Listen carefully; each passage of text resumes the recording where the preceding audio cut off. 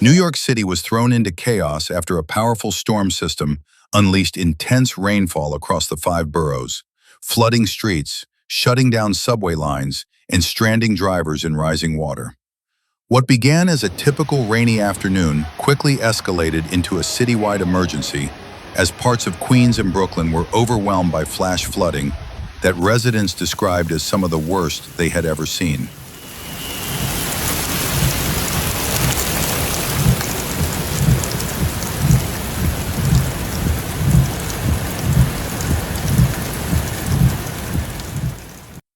The heaviest rainfall struck Thursday afternoon, when nearly an inch of rain reportedly fell within just 10 minutes in some locations.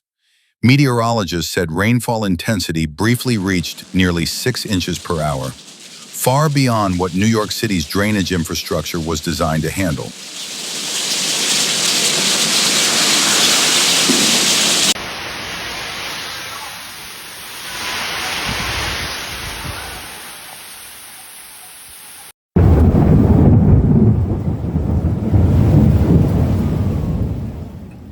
LaGuardia Airport recorded around 2 inches of rain within hours, breaking a decades-old daily rainfall record originally set back in 1955. As the storm intensified, flood advisories and severe thunderstorm warnings were issued across Brooklyn, Queens, Manhattan, and Staten Island.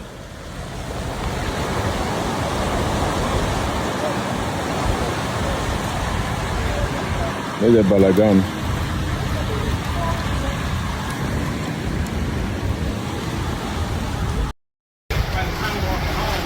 Well, yeah, I know that. So I don't think it's worth mine. Yes, brother. Officials repeatedly warned residents not to drive or walk through flooded streets because water depth could not be accurately determined and hidden dangers, such as open manholes or stalled vehicles, posed serious risks.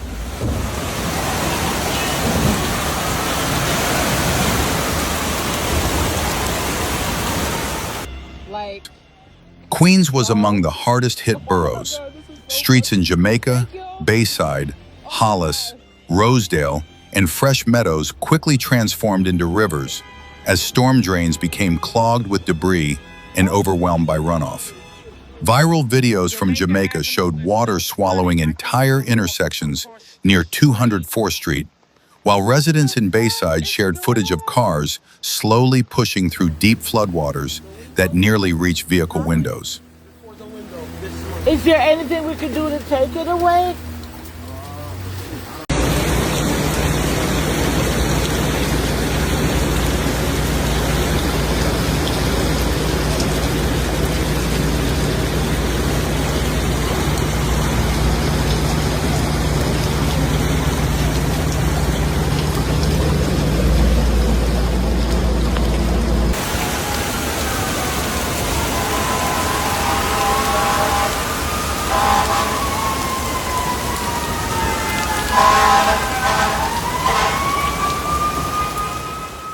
In Fresh Meadows, authorities urged drivers to avoid sections of 75th Avenue after severe flooding trapped multiple vehicles.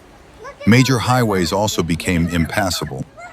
Portions of the Island Expressway and Long Island Expressway were temporarily shut down due to standing water, creating massive traffic backups and complicating emergency response efforts.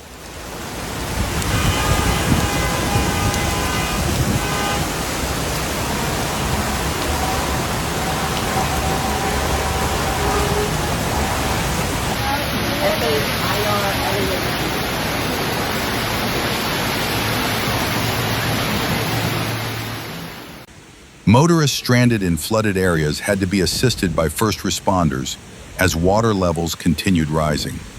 Brooklyn faced serious impacts as well. In Flatbush, a man reportedly died after becoming trapped in a flooded basement apartment, once again highlighting the dangers of below-ground housing during flash flood events. Elsewhere in the borough, high winds and saturated ground caused a massive tree to collapse onto Kings Highway, blocking traffic and adding to the growing disruption across the city.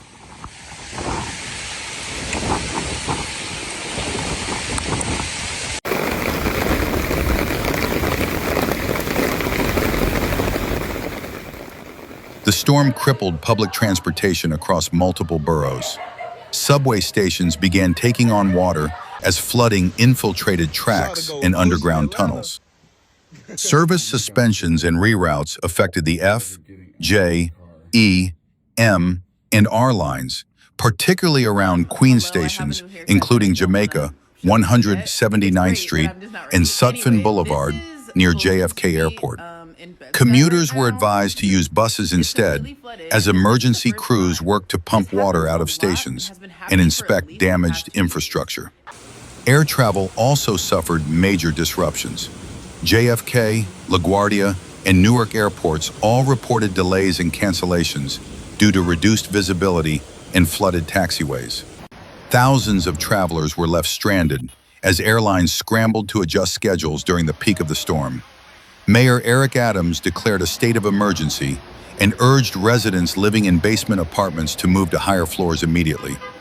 NYC Emergency Management activated emergency flood response operations, while crews from the NYPD, FDNY, and Department of Sanitation worked non-stop to clear drains, rescue stranded motorists, and reopen flooded roads.